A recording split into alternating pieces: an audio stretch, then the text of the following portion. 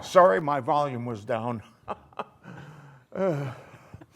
Good evening, good afternoon, good morning, good middle of the night, whenever you're watching this program, and welcome to another exciting episode of Porch Talk. I, of course, am, thank goodness, the only Paul W. Marino, and to my left and your right is Eugene Michaelenko. And there's only two of us in the United States. Well, thank goodness for that. And I wanted to do this, our show that's closest to Halloween, by having us half disappeared. But it turned out that, well, we should have started planning 2 weeks ahead. And I was looking forward to being spectral. Yeah, I know.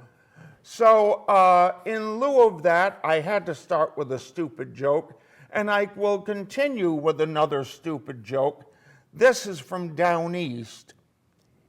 Eben Fowler and I were walking down on the beach when we found a body that had been washed up in the kelp.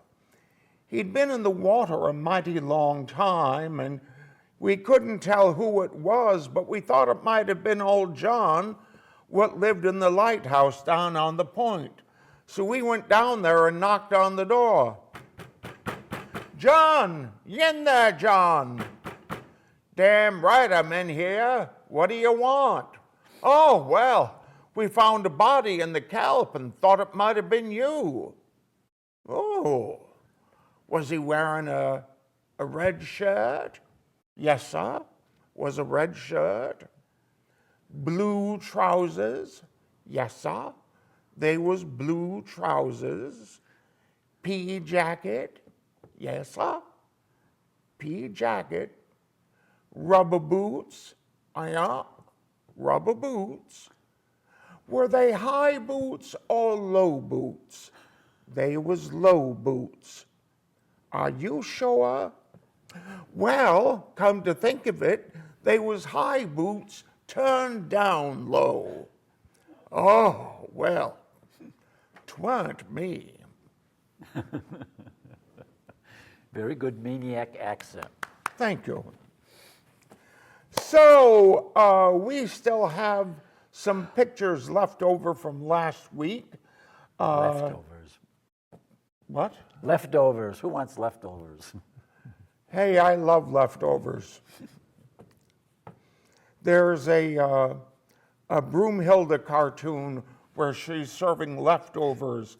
Well, leftover from what? Well, I don't know, they're leftovers. Yeah, but they had to be first served sometime. And the vulture says, one day in 1944, a rhinoceros suffered a heart attack not 2 feet from her stove.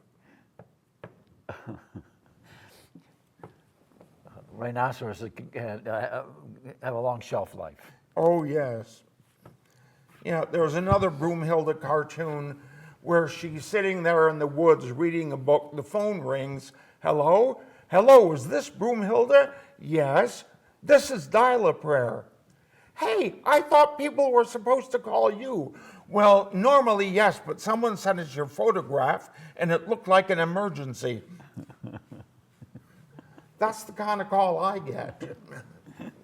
All right, why don't we get to the photos? Oh, by the way, before we do that, Joanne, would you please put the background in front of us? Thank you. I'm sure the viewers are much happier now, all three of them. The question is, what building is this? And Where was it?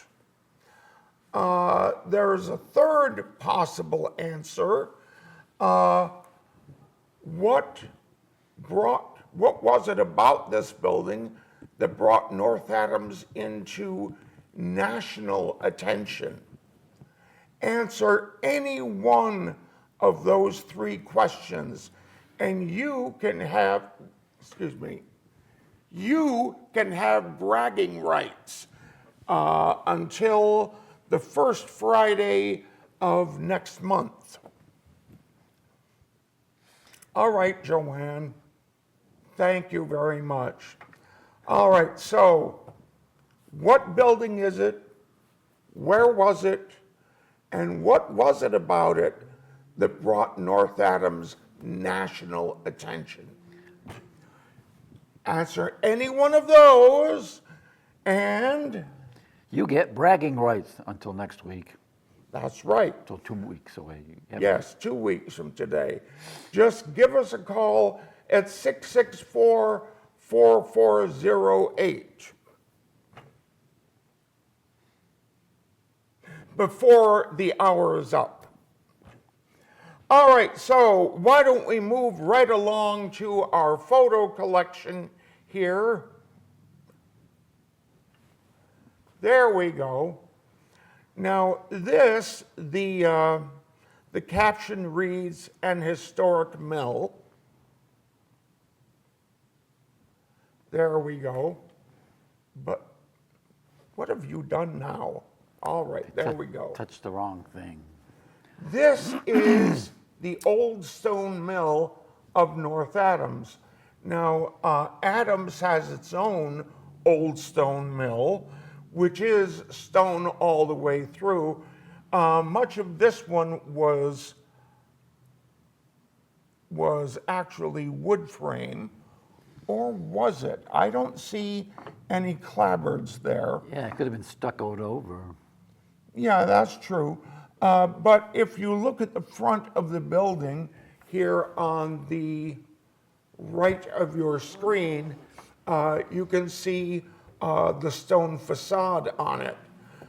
This was located on River Street, about where the billboards are now. And that would be at the corner of River and Marshall and Houghton. Yes. More closer to Houghton than Marshall. Yes. Now, you remember the brook that runs down by Brooklyn Street, goes underground and comes out next to the playground on Houghton Street. I'm not familiar with that brook. Oh, for shame. What's it called? Well, there is what's the one. name? Does it have a name? I don't believe so. Really? It's just a brook. Now, why they didn't enclose the entire thing is beyond me, but that used to provide the mill pond for this mill. Oh.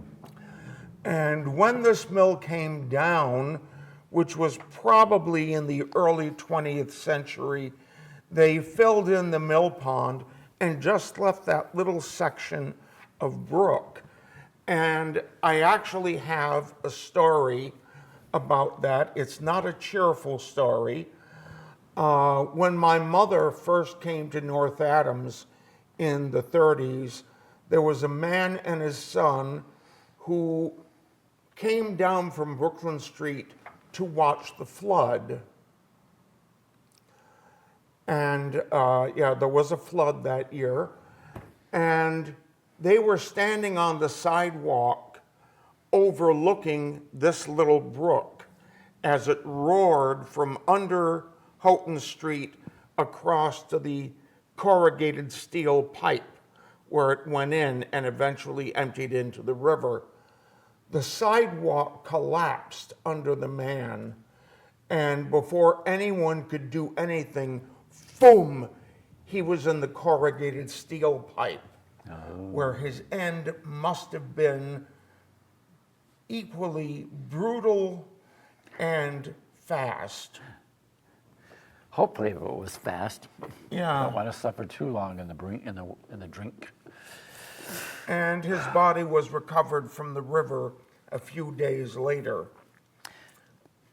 And that's one reason why when they replaced that steel pipe with PVC, they put a grid in front of it so no one can crawl in there or get washed into it.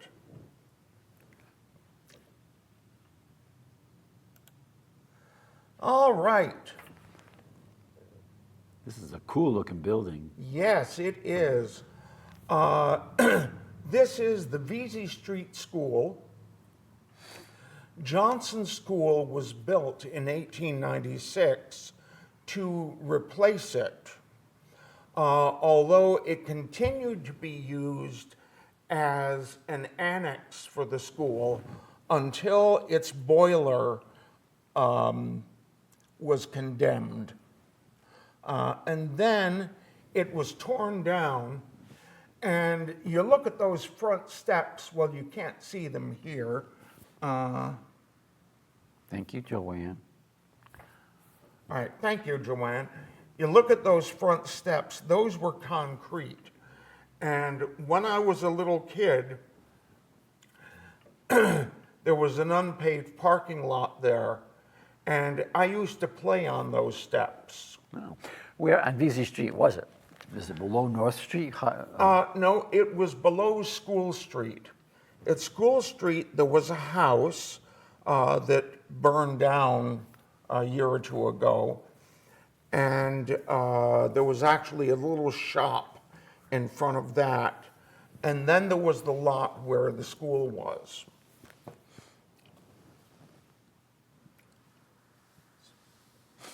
Because Vesey Street is getting some new, interesting architecture. The Studio Yes. 9 and that building next to it, whatever they're building there, they've been building it forever.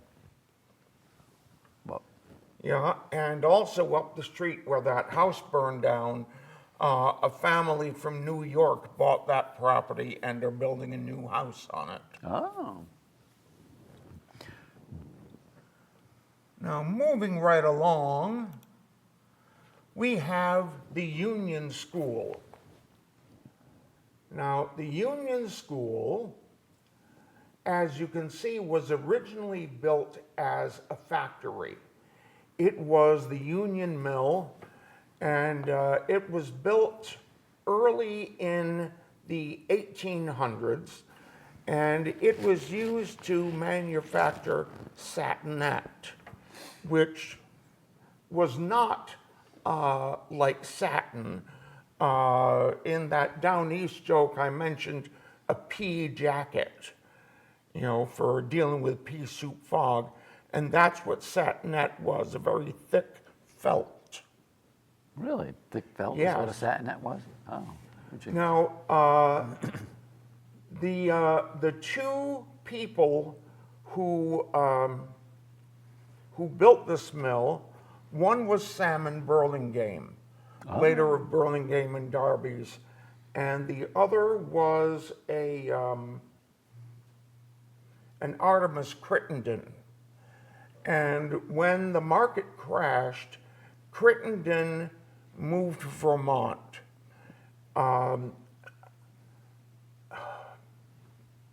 What did I just say his name was? Artemis? No, Or Burlingame. Salmon? Salmon Burlingame paid off his debts and started a hardware store, which eventually became Burlingame and Darby's. However, the library has a certain artifact from this mill.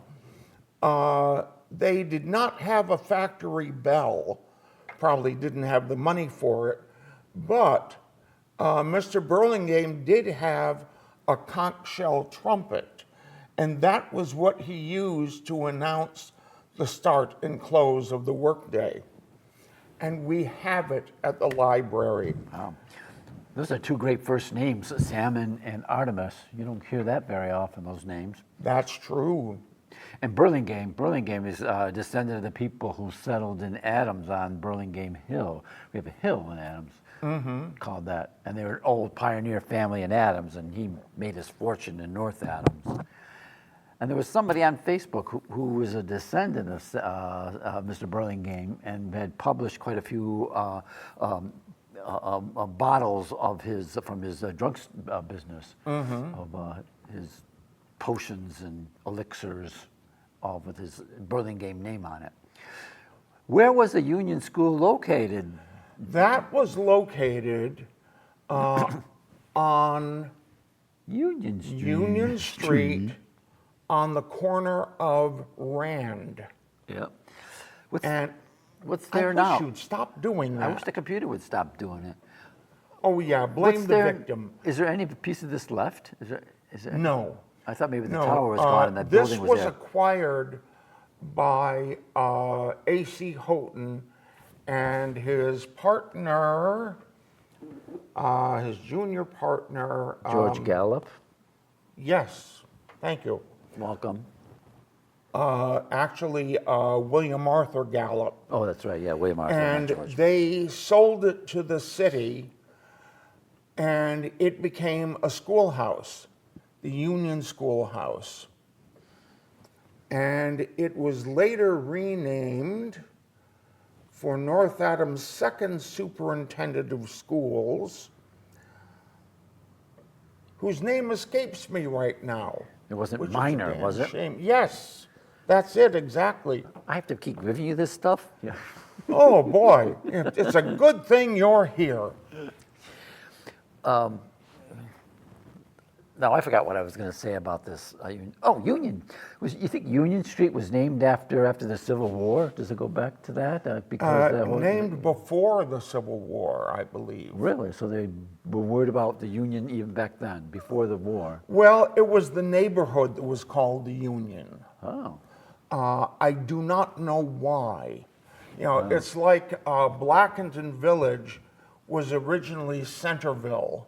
Right. And then it was renamed Blackington Village after Sanford Blackington became the predominant Rich man. industrial force there. Yeah.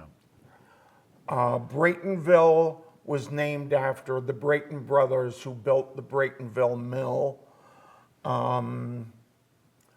North Adams Center was that's where the center of town was, and so on. Yeah. Yeah, you don't have any other names for those industrialists, do you? How about the Beaver?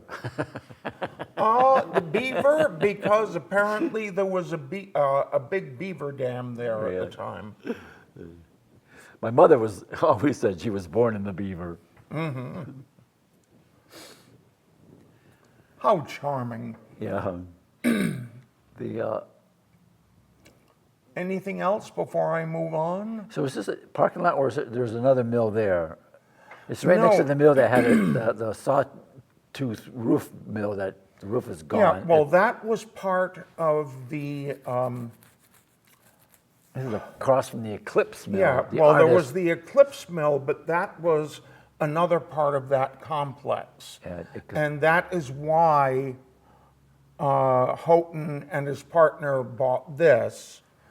And they didn't want to tear it down, so they gave it to the city, or sold it to the city. Okay, I think we've exhausted that picture. All right, this is the Church Street School, Oh. and this is actually an early photo of the Church Street School, because later on, a sizable addition was put on, including a gymnasium. Wow, it's a huge building. Yes, it is. Towers This was the school that was renamed Mark Hopkins when it became the teaching laboratory for the North Adams Normal School. So And, they didn't rename Mark Hopkins when they built the new school on the site. No. This was originally a Mark Hopkins school. Yeah, it was Okay. the Church Street School renamed Mark Hopkins. And then they tore this down, built what's now Mark Hopkins, and still kept the name. Yes. Now, personally, I think they ought to rename what's now Mark Hopkins Hall, Donna Couch Hall. Down a couch or pouch? Couch. Couch, okay.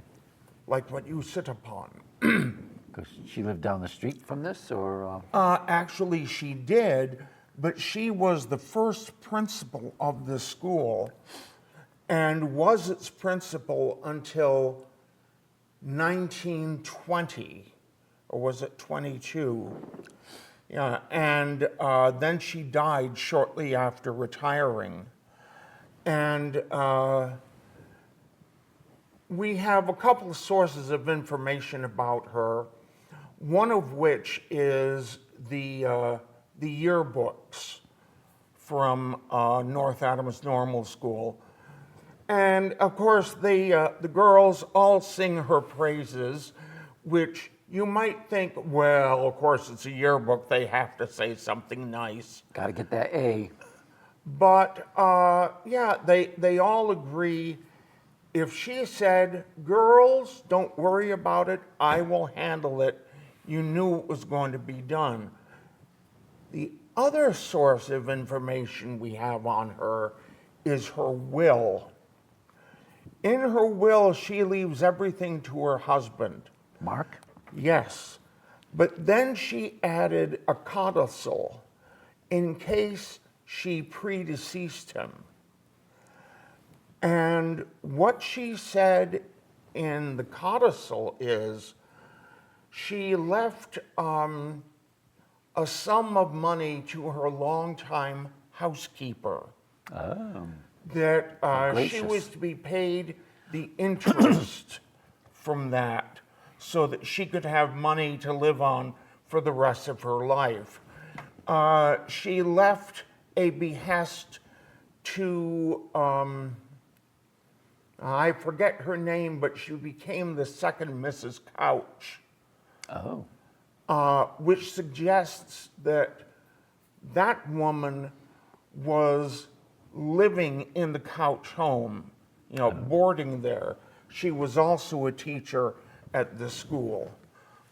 There is another young woman that she leaves money to, and she remarks about her that she has shared a warm place in our home since childhood.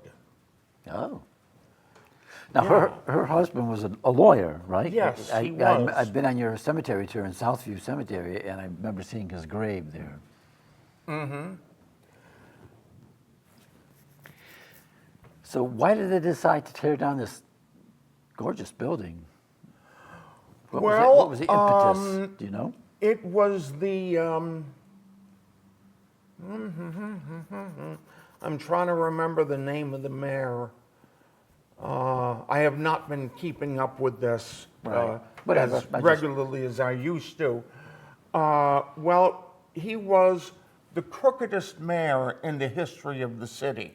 Oh. You know, until his successor came along, it was common for the mayor to spend maybe 2 hours working on the business of the city, and then the rest of his day would be to his own business dealings. This particular mayor, whose name will occur to me probably after we're driving away, was a doctor, an eye doctor, and he had a number of ways of legally stealing from the city. And one of them was he would have people put on the city's welfare rolls so that he could treat them at the city's expense. One of his patients was a young Italian laborer named Tony Vecchio, who was cross-eyed. And after several months of treatment and several $1,000s in fees, he remained as cross-eyed as the day he was born. Now, another thing this mayor did was he did a lot of public works projects, and all of the contracts went to buddies of his that were in the construction business. He built roads, he built bridges, he began construction of the Hadley Overpass. It was finished in the term of his successor. And of course, he built the new Mark Hopkins School. So this building did not necessarily have to come down, but come down it did, and they saved the bricks and built two buildings there on the same site of those bricks. So one of those buildings now contains the administrative offices of the college. Right. The admission office used to be there, but I think it's since been moved. And Mark Hopkins was president of Williams College. Yes. Okay. The college chose that name because he had such a famous name as a teacher. They thought it would inspire the students who were teaching there. Isn't there a famous saying that the perfect education is Mark Hopkins on one side of a log and the student on the other?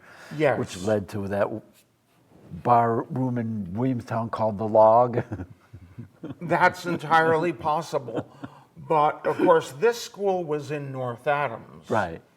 Now, I did call the former president of MCLA to pitch my woo about renaming the school for Donna Couch, who, when this became Mark Hopkins, she stayed on as principal and became head of the teaching department.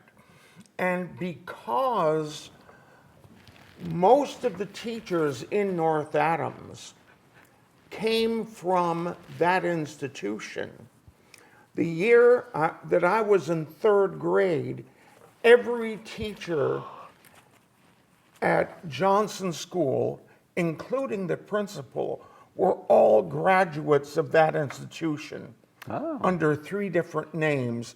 The oldest were graduates of North Adams Normal. And so on. And through them, she had a profound impact upon several generations of North Adams school children, including my own.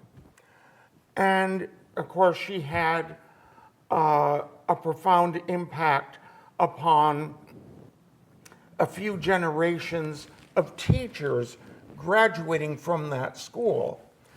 And plus, that school has never named a building after a woman, and it's doggone time.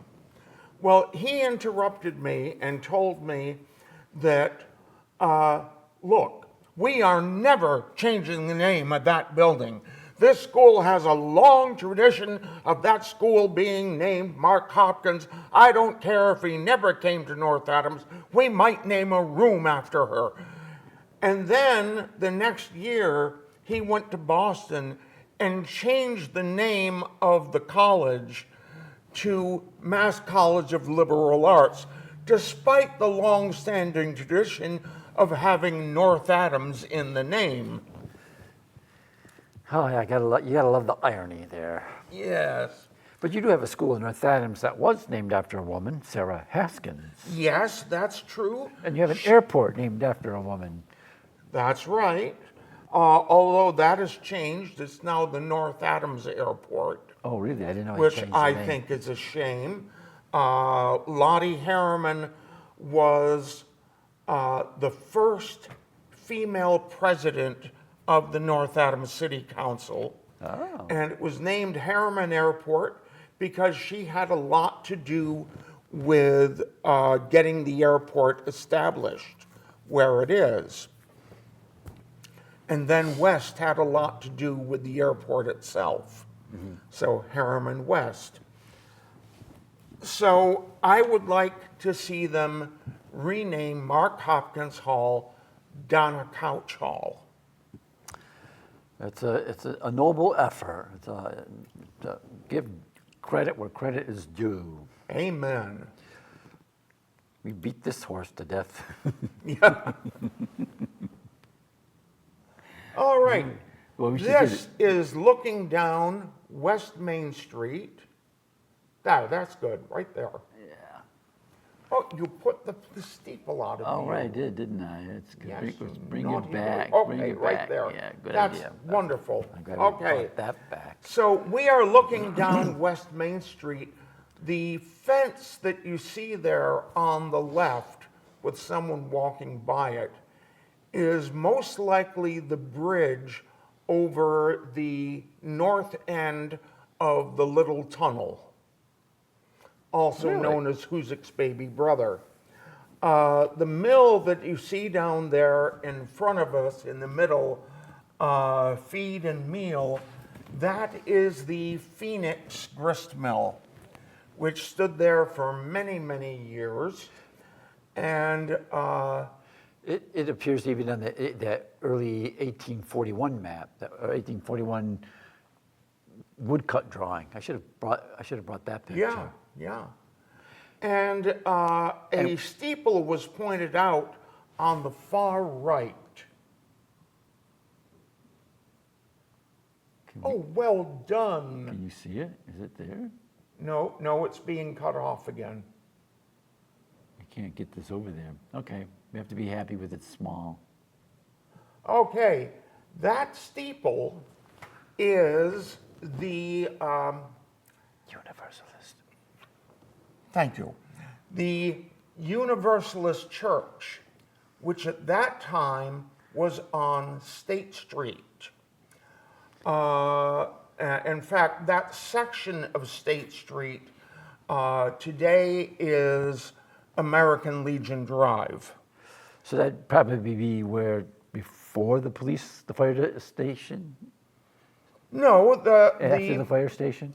No, the fire station was pretty much where it's always been, and the police station was behind it. I know, but this building, would it be where the fire station is today? No. Or be closer to No, it's closer to Main more Street? like where the Wellington Hotel is, or was. Or was.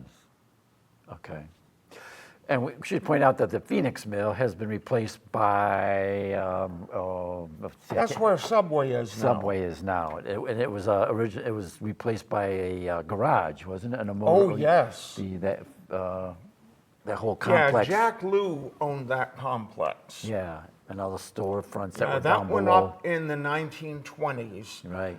And one of the worst things that could happen happened when they took the modern facade off the side that faced Marshall Street. And Mayor Barrett said to them, "You are not having that ugly facade there, blah, blah, blah, blah." It was an original 1920s facade.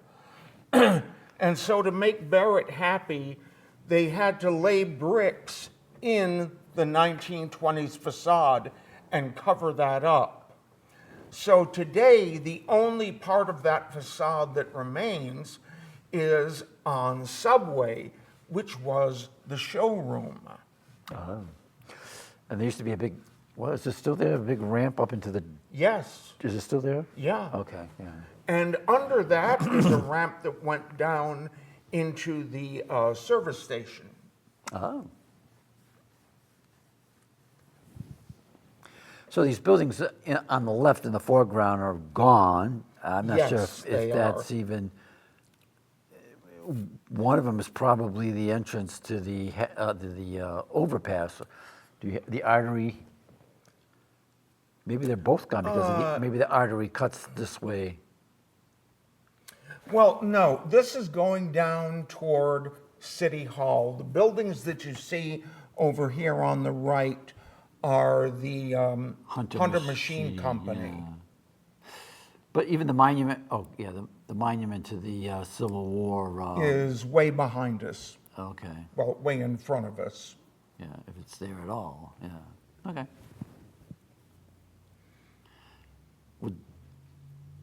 Yeah.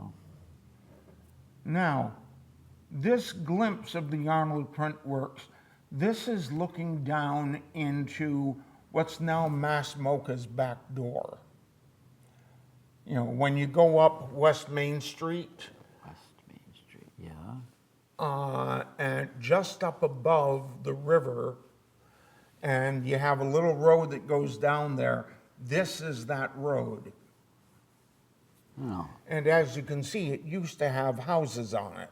Ah. Look at all those smokestacks. And that the spire is still there. That's still from that faces Marshall Street. So this is beyond Marshall. Okay.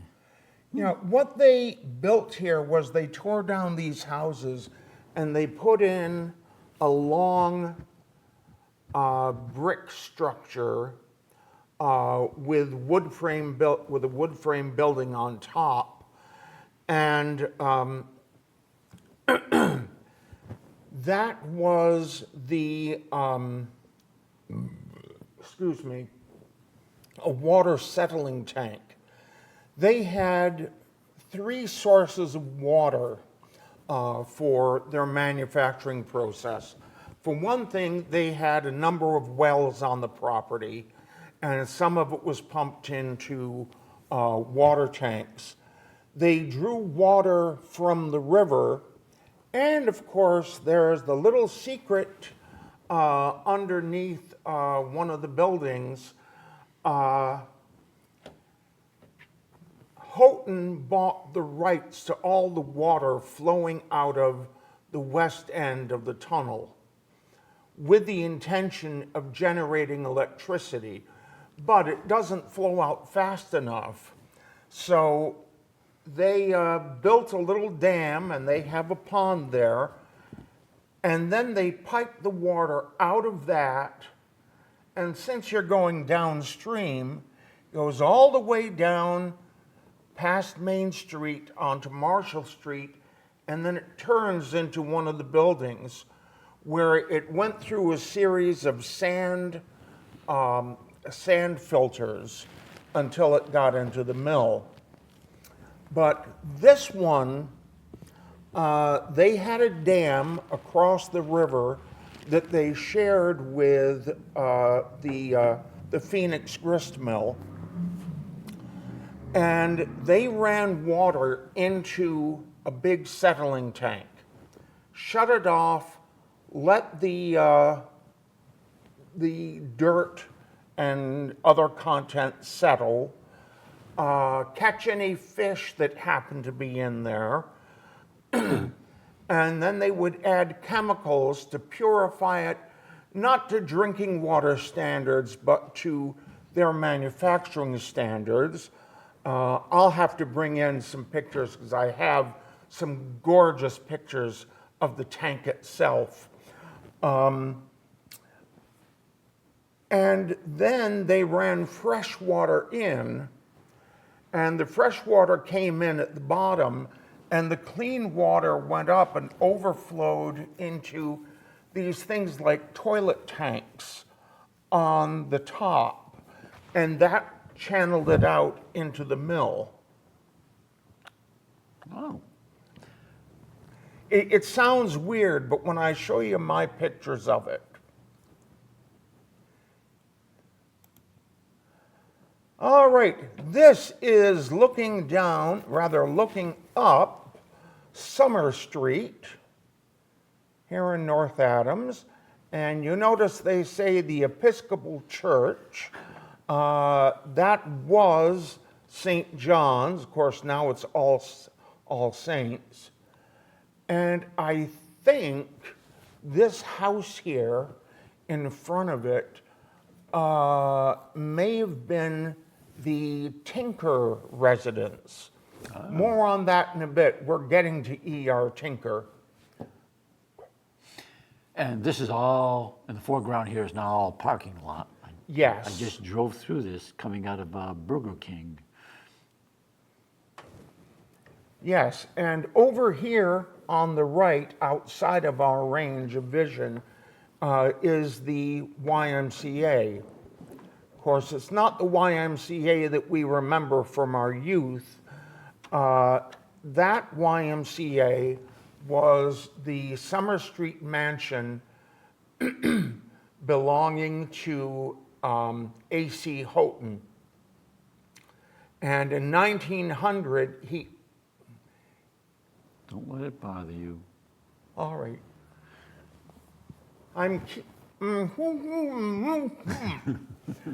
All right, I'm not keeping my mouth shut. Yeah, he sold that mansion to the YMCA, and the first thing they did was they added the gymnasium. And it wasn't until sometime last year, I think it was, I was looking at an insurance map and I saw that it said that underneath that there was a tank for swimming. Oh. So it was not until the 1930s that they tore down the original mansion and built the new YMCA with its own pool. And all that underneath the gym became locker rooms and a shower room. Now I see those houses after St. John's or All Saints. Those must have been taken down when they built the post office. Yes. And that steeple is the Congregational Church. I believe it is, yes. I believe. I believe in the Congregational Church.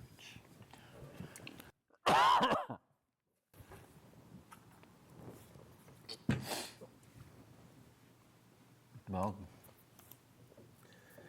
This is the French Catholic Church, also known as Notre Dame. This, no, not quite that tight. There, that's better. We are looking down East Main Street toward Maine. You can see a little square tower in the background. That is the Blackington Mansion. oh yeah. And the house in front of it, I heard the name of the family who lived there, but I don't remember what it was. That was eventually torn down, and Oh, that's where the old rectory for the Notre Dame is, right? I'm really not sure. I think the rectory was in front. Oh. Because the college foundation, Mass College Foundation, I thought was in a building very close to the church, but maybe not. Well, there Maybe- is oh, maybe the it's farther. school. There is Notre Dame School. Which is on the other side of the church. Yes. Yeah, gotta it would look for not that. be visible in this picture. This prominent building up front, but I don't know if that's still there. And none of those big housing blocks are here either, or can we not see them? No, they are not there yet. Get those huge apartment buildings that were. Okay. This, of course, is the Congregational Church. Now, here, you were talking a little while ago about the Civil War statue, and there it is. There it is. I wonder if his legs get tired standing there 24 hours a day. Well, they're made of stone, so they're meant to last. Wouldn't it be interesting if he got down from there every night and slept in a little tent behind it, and then in the morning climbed up there again so no one would know? Now that building. Please permit me. I just slapped myself for that. Yeah, beat yourself. Yeah. The building to the left, is that like a 1790? Is that Yeah, that is the Burlingame House. Now, wait a minute. or was that on the other side of the No, church? I don't think that's the Burlingame House. The Burlingame House would be further to the left off screen. Okay. But I think that was part of the property because the original church, well, this church was originally fairly small, but then they added on to it.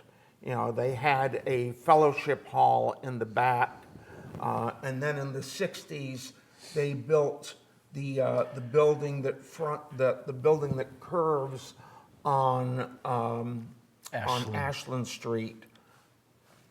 I think that's where the 18th century house was. 'Cause Jack Sobin, who is a famous timber framer who lives in Windsor, he said he was with his father, and his father was in a demolition business. And he was there watching as his father tore down this 18th century building, which he would consider sacrilegious now, that someone would destroy a building of that vintage. Now, if you look just past the tower, and I don't mean the upper tower, I mean right in there, you can see the rose window. Oh, That is the crown jewel of the church. Well, they used to have a dozen Tiffany windows, right. and then they sold some of them to pay for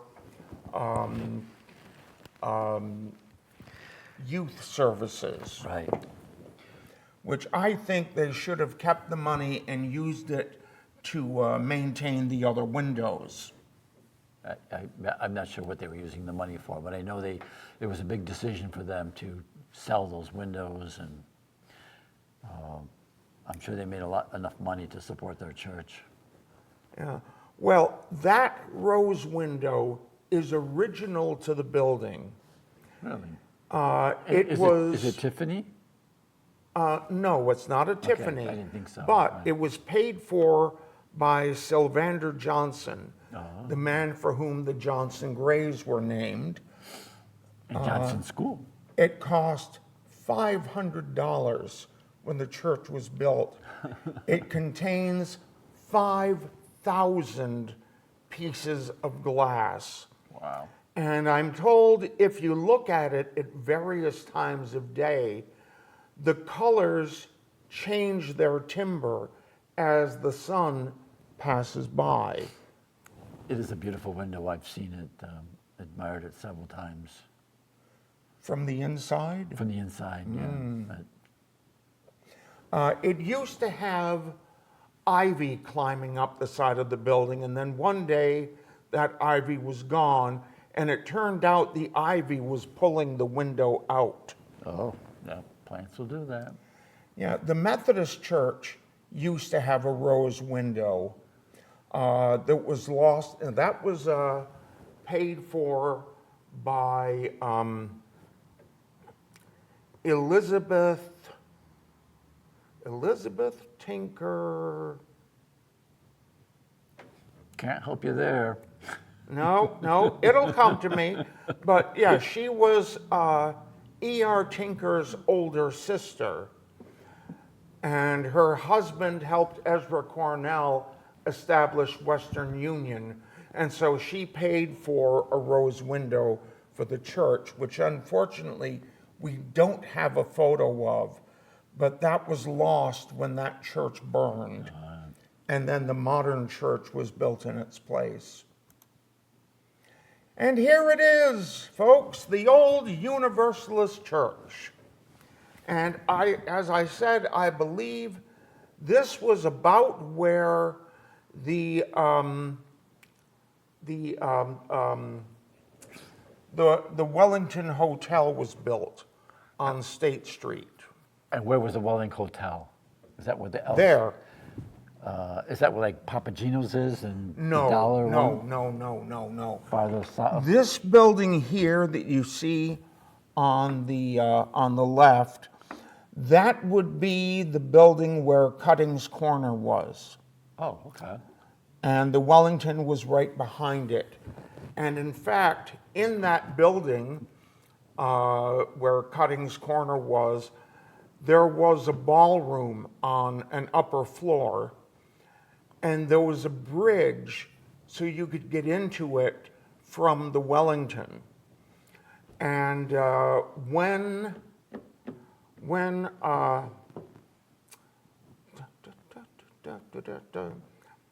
Oh, I hate when my brain does this to me. Cab Calloway played in North Adams. He liked going in by way of the bridge. Oh. So this is where the L-shaped mall is now. Yes. Papagino's and Silly of me Dollar- not to remember that. Store, Dollar Tree, whatever it's called. Yeah, Okay. Dollar Tree.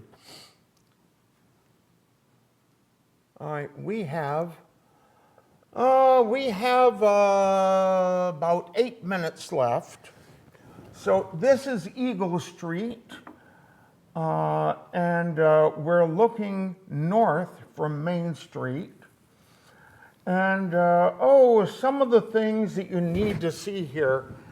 Note, you will see a sign here that says Berkshire Monumental Works.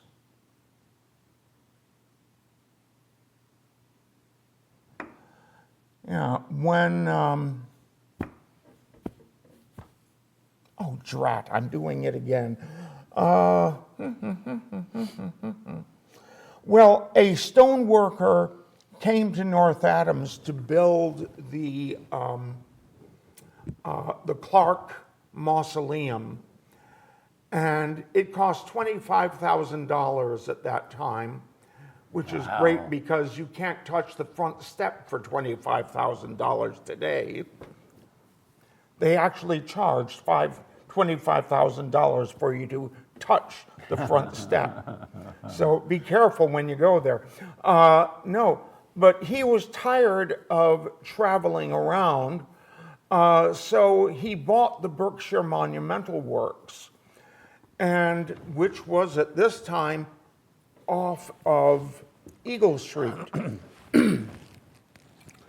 And when E.M. Lowe was buying up property to build the Mohawk Theater, one of the lots he bought was that owned by Berkshire Monumental Works, and it moved down to South Church Street across the street from the cemetery. Oh, it's still At there. that time. Did No. George Ferris own it, that one? Or? Yes, actually, he was born the year after his father bought Berkshire Monumental Works. Mm-hmm. Now, on the other side of the street, you can see the edge of the Baptist church, and you can see the building where Jack's Hot Dogs is. Still looks the same. I remember I was just a little boy, like 7 years old, when my Uncle Jimmy died, and my father went to clear out his studio, which was on the second floor of this building. Oh, I know somebody who lives on the third floor of this building, Joel Cross, and his cool. daughter. Is that a good thing or a bad thing? Where he's living, Yeah. where he pays his rent. Now, beyond that, I was just wondering what those signs said. undertaking. Oh, undertaking. Oh. Yes, this next one is little building that looks like a house, that actually has two fronts, one on Eagle and one on North Church Street. That was where the undertaking parlor was, but it was also a furniture business which expanded into the building in front that's hidden partly by the telephone pole.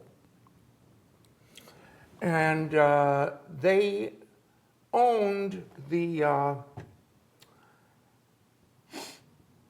building on North Church that is now covered with stucco siding. And that was their repair shop. Next building up the street here is the Tower and Porter Block, and I have a neat story about that. But do we have enough time? Yeah, we'll get back to this. Would you take these pictures off, please? Thank you very much. Now, we haven't gotten any calls about the building behind us, and we are sorely disappointed.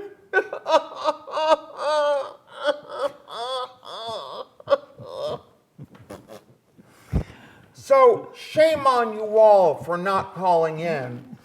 This is the C.T. Sampson Shoe Factory, built in 1870. That late, yeah? Yes. This is where Sprague built their research and development building On Marshall Street. on Marshall Street. So this was right across from Building 1 of the Arnold Print Works. Excuse me. So that answers two questions. The question, oh, that's a good idea. Look around the side. Tilt your, no, other way. There we are. Oh, well, so the thing that made this famous was he was struck by the Knights of St. Crispin, who were the most powerful shoemakers union in the country.